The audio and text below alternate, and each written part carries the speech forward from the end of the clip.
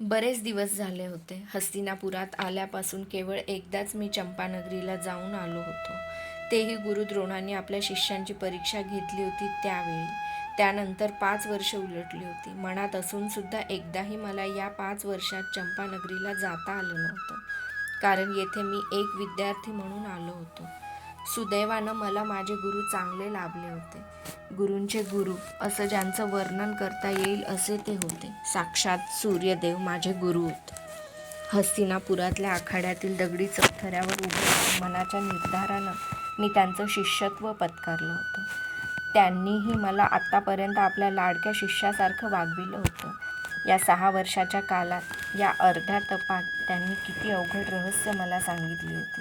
त्यांची सांगण्याची भाषा कशी होती हे मला सांगता येणार नाही. पण त्यांनी जे जे मला सांगितलं होतं ते मला चटकन पटलं होतं. काय शिकविलं नव्हतं त्यांनी मला.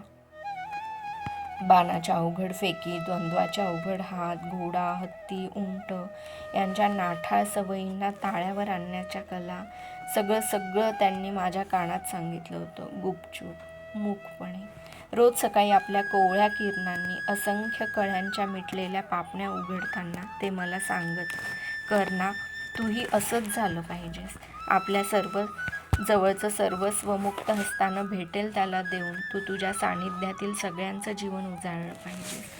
किती श्रेष्ठ होता माझा गुरु. जगातल्या कोणत्याच गुरूनं आपल्या शिष्याला इतक्या लहान सहान गोष्टीतून एवढी उदात्त शिकवण कधी दिली आहे? आता एकदा चंपानगरीला जाऊन त्या गुरुचे पाय गंगेच्या नितळ पाण्यानं धुतलेच पाहिजेत. आता मी गंगा माता म्हणत नाही, गंगा म्हणतो. कारण बालपणातील श्रद्धा आता व्यवहाराच्या दगडावर बोथट झाली होती. आई एकच असते. ती जन्म देते आणि पालनपोषण करते. नदी ही नदी आहे. ती आई कशी होईल? माझी आई एकच होती, राधा माता. तिला भेटूनही बरेच दिवस झाले होते. काय वाटेल तिला आता मला पाहिल्यावर? माझी खात्री होती मी गेल्याबरोबर तिनं मला पहिला प्रश्न विचारला असता, "किती वाळलास रे तू बसू? आणि गंगेच्या पाण्यात नाही ना गेलास कधी?" कारण पुत्र, मग तो कितीही मोठा झाला तरी मातेला नेहमी लहानच वाटत असतो. माता ही जगातील अशी एकच व्यक्ती असते की जिच्या प्रेमाला व्यवहाराची तुलना कधीच माहीत नसते. तिला माहीत असतं आपल्या पुत्रावर खरंखुरं प्रेम करणं. मी शोनाला बोलावून सांगितलं, "शोना, प्रवासाची तयारी कर. उद्या चंपानगरीला जायचं आहे." त्याचा चेहरा आनंदानं उजळून गेला. फार वर्षांनी आम्ही शाल वृक्षांसारखे धिप्पाड होऊन प्रथमच चंपानगरीकडे जाणार होतो, आमच्या जन्मभूमीकडे. दुसऱ्या दिवशीच मी आणि शोन हस्तिनापुराहून निघालो. प्रवास बराच लांबचा होता म्हणून आम्ही दोघं पांढरे तरतरीत घोडे घेतले होते. आम्हा दोघांनाही आता अश्वारोहणाची चांगली सवय झाली होती. मला तर सर्व प्राण्यात अश्व हा प्राणी फारच आवडत होता. तो कधीच खाली बसत नाही, झोपतो सुद्धा फक्त उभ्या उभ्याच. अश्वाच्या सर्व सवयींचा मी बारकाईनं अभ्यास केला होता. कितीही नाठाळ असो, त्याला कसं ताळ्यावर आणावं हे आता मला चांगलं अवगत झालं होतं. शिवाय आमचा तो पिढ्यानपिढ्यांचा व्यवसाय होता. प्रत्येकानं आपल्या व्यवसायात प्रवीण असलंच पाहिजे. संजय काकांनी सारथी म्हणून केलेला उपदेश मी कसा विसरू शकलो असतो. आम्ही हस्तिनापुराच्या सीमेबाहेर पडलो. ते दिवस वसंत ऋतूचे होते. आजूबाजूचा सारा परिसर निरनिराळ्या रंगाच्या फुलांनी नुसता नटलेला होता.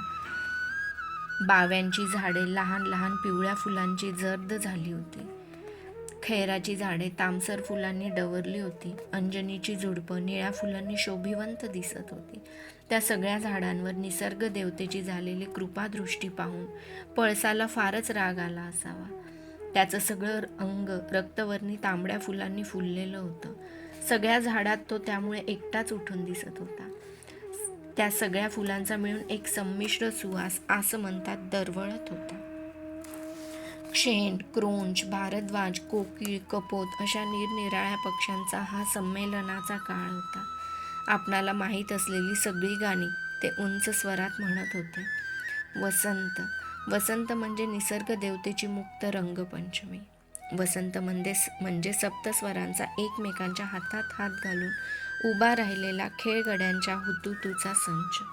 वसंत म्हणजे निसर्ग देवतेच्या तलम वस्त्रांच्या काळाच्या कुंपणामध्ये अडकलेला एक सर्वात देखणा धागा. की वर्षा ऋतूत खोडकर पावसानं सतत आपल्या सरींच्या असंख्य बोटांनी गुदगुल्या केल्यामुळे हसतेवेळी इकडे तिकडे पाय झटकताना पडलेल्या तिच्या पायातला तो मंजूळ पैंजण. छे, कशानंच त्याचं वर्णन करता येत नाही. वसंत म्हणजे वसंत. आम्ही ती निसर्ग देवतेची मनोहर रूपं पाहत आमचा प्रवास मजेत करीत होतो. रात्र पडताच जवळच्या नगरात मुक्काम करत होतो. असे 8 दिवस गेले. अनेक नद्या आणि पर्वत ओलांडून आम्ही 9व्या दिवशी प्रयागला आलो. प्रयाग इथं गंगा, यमुना आणि सरस्वती या 3 नद्यांचा संगम होता. इथून चंपानगरी आता केवळ काही योजनं दूर राहिली होती. संगमावर जावं आणि तिथं 3 नद्यांचं मिलन एकदा पाहून यावं म्हणून नगरात प्रवेश करताच आम्ही आमचे अश्व संगमाकडे वळविले. वेळ संध्याकाळची होती. आम्ही संगमावर आलो. मथुरेच्या बाजूनं यमुना येत होती. कांपिल्य नगरच्या बाजूनं गंगा प्रवेशत होती. अयोध्येच्या बाजूनं सरस्वती धावत होती. तिघींच्या पाण्याचे 3 वेगवेगळे ओघ स्पष्ट दिसत होते. गंगेचं पाणी पांढरं शुभ्र, यमुनेचं पाणी काळसर तर सरस्वतीचं तांबडसर. 3 भिन्न भिन्न स्थायी स्वभाव असूनही त्या तिघी एकमेकींच्या हातात हात घालून सागराला मिळायला चालल्या होत्या. तेही पुढं गंगा हे एकच सुटसुटीत नाव स्वीकारून. तो त्रिवेणी संगम पाहताना माझ्या मनात एक विचित्र विचार चमकून गेला. या नद्यांना जे निसर्गानं शिकविलं ते माणसांना शिकायला तो कसा काय विसरला? माणसानं जातीचे आणि उच्च नीचतेचे खोट्या कल्पनांचे ओघ एकमेकांविरुद्ध का वाढवावेत? कोणत्या समुद्राला जाऊन मिळणार हे ओघ? काय निघणार आहे या भेदांच्या भगदाडातून? विनाशच की नाही? एकमेकांना समजावून घेऊन मानव हातात हात घालून आपल्या सगळ्या ओघांचा एकच प्रवाह करीत तर, पण ते शक्य नाही. कारण नद्या या नद्या असतात आणि माणसं ही माणसं असतात. आपल्या मूर्खपणानं आपल्याच विनाशाचे खड्डे खणणारा मानव हा या जगातला एकमेव प्राणी असावा.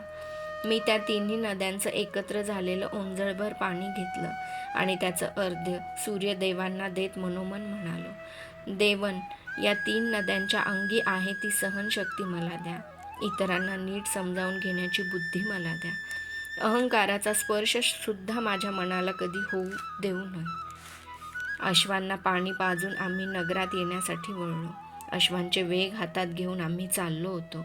काही स्त्रिया पाणी घेऊन नगराकडे परत जात होत्या. मी पश्चिम क्षितिजाकडे पाहत चाललो होतो. एवढ्यात शोणाच्या अश्वानं पाणी घेऊन परतणाऱ्या पुढ्यातील एका स्त्रीच्या मानेला मागून आपले फुरफुरणारे ओठ लावले.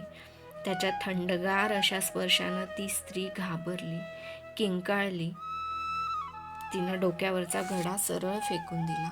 तो घडा माझ्या पायात पडला आणि फुटला. माझं उत्तरीय भिजलं. ती स्त्री घाबरून गेली होती. माझ्याकडे पाहतच तर ती अधिकच गोंधळून गेली. क्षणभर आपल्या पापण्यांनी तिनं मजेदार फडफड केली आणि मग आपल्या पायांच्या अंगठ्यानं माती उकरत ती खाली मान घालून स्तब्ध उभी राहिली. घड्यातील पाणी तिच्या अंगावरही सांडलं होतं. त्यामुळं जागोजागी तिचं वस्त्र तिच्या अंगाला चिकटलं होतं. संगमावरून येणाऱ्या वायुलहरींबरोबर तिच्या केसातील 4-6 बटा मुक्तपणे इकडे तिकडे भुरभुर उडत होता. बरेचसे केश पाण्यामुळे गालांना चिकटले होते. तिचा रंग केवड्यासारखा पिवळा धमक होता. मी पाहिलेली ती सर्वात सुंदर स्त्री होती. वादळी वाऱ्यात आपल्या घरट्यात अंग चोरून बसणाऱ्या पक्षिणीसारखं अंग सावरून ती उभी होती. मी शोणाला काहीतरी बोलणार होतो. तेवढ्यात तिच्या मैत्रिणींपैकी एक पुढं होत वाकून म्हणाली, महाराज, क्षमा असावी. हिच्या धांदरटपणामुळे आपली वस्त्र भिजली. मी महाराज आहे म्हणून कोणी सांगितलं? मी कर्ण आहे. माझ्या भावाच्या या शोणाच्या धांदरटपणामुळे तुमचा घडा फुटला. यासाठी मीच तुमची क्षमा मागायला पाहिजे. मी म्हणालो, नाही, पण आपण तर महाराजांसारखे दिसता. ती गोंधळून म्हणाली, नाही, मी सूतपुत्र कर्ण आहे. चंपानगरीच्या अधिरथांचा ज्येष्ठ पुत्र. सूतपुत्र? मग ही सुद्धा सूतकन्या आहे. ती त्या सुंदर स्त्रीला दंडाला धरून पुढं उडीत म्हणाली, सूतकन्या? मी आश्चर्यानं विचारलं, कारण आमच्या कुलात असलं सौंदर्य असणं कसं शक्य होतं? होय, या प्रयागातील सर्वश्रेष्ठ सारथी सत्यसेन यांची बहीण वृषाली. मी तिच्याकडे पाहिलं. तिनं अजूनही आपलं मुख काही वर उचललं नव्हतं. रात्रंदिवस युद्धशाळेत शिक्षण घेणाऱ्या माझ्यासारख्या रांगड्या माणसाला स्त्रीविषयी तसं काहीच सांगता आलं नसतं. पण तिला पाहिल्यावर मात्र मला प्रकर्षानं वाटलं की स्त्री म्हणजे विश्वकर्त्यानं आपल्या पहिल्याच साखर झोपेच्या वेळी टाकलेला एक हळूवार निश्वास असावा. सूर्यदेवाने आकाशात गुलाब रंगाचा घेडाच फोडला होता. कशाला आनंदित झाले होते ते एवढे. त्या गुलाबी रंगाची ती स्वैर उधळपट्टी पाहत मी शोनाला म्हणालो, शोन, चल, वेळ होतो आहे. निघण्यापूर्वी सहज चाळा म्हणून मी त्या फुटलेल्या घड्यातील एक खापराचा तुकडा उचलून घेतला. दुसऱ्या दिवशी आमचं अश्व चंपानगरीच्या सीमेत घुसले. नगराबाहेरचं ते विशाल पठार आलं. माझ्या मनाच्या वारुळात त्याच्या दर्शनानं आठवणींच्या मुंग्या इकडे तिकडे नाचू लागल्या. 6 वर्षापूर्वी याच पठारावर माझी एक माजलेल्या खोंडाशी जुंपली होती. त्यावेळी मी मूर्छित पडलो होतो. आता तसलाच एखादा खोंड माझ्यासमोर उभा राहिला असता तर माझी खात्री होती की माझ्या पुष्ट हातांनी त्याला मी असाच काही रोखून धरला असता की एक तसूभरही इकडे तिकडे हलू दिला नसता. पर्णकुटीच्या दारात आलो. घोड्यांच्या टापांचा आवाज ऐकून राधामाता पर्णकुटी बाहेर आली. आम्हाला पाहताच तिची चर्या आनंदानं नुसती उजळून निघाली. तिच्या सर्वच हालचाली गडबडीत सुरू झाल्या. चटकन आत जाऊन तिनं थोडं रसरसते अंगार एका थाळीतून आणले. मी उंबरठ्यावर राहूनच तिला विचारलं, जाताना एक चांदीची पेटी दिली होतीस, आता हे अंगार कशाला आणलेस? काही न बोलताच तिनं हातातील मिरच्यांची मूठ त्या अंगारावर मोकळी केली. थाळी आमच्या भोवती फिरवली. मिरचीच्या उग्र धुराचा शोनाला ठसका लागला. तिनं ती थाळी बाहेर लांब नेऊन ओतली. 5 वर्षानंतर मी माझ्या पर्णकुटीत पाऊल टाकलं. पण आज जाताना दाराच्या महिरपीला मस्तक धाडकन आदळलं. किती उंच झालास रे कर्णा, राधामाता कौतुकानं म्हणाली. कर्णा नव्हे, वसू, मी तिच्या पायांना हात लावून म्हणालो. तिनं झटकन उठवून मला छातीशी कवटाळलं. कानातील कुंडलांना हात लावून ती वारंवार चाचपून पाहिलं. तिच्या डोळ्यात अश्रुबिंदू तरळले. शेवटी अंशुकाचा शेव आपल्या डोळ्यांना लावताना तिनं मला विचारलं, गंगेच्या पाण्यात नाही ना कधी गेलास? ते आता शोनालाच विचार सगळं. मी तिच्या पायांवर माझं मस्तक ठेवलं. माझ्या जीवनातील ते एक सर्वात पवित्र प्रयाग होतं. तीच माझी गंगा, यमुना आणि सरस्वती होती. माझी पर्णकुटी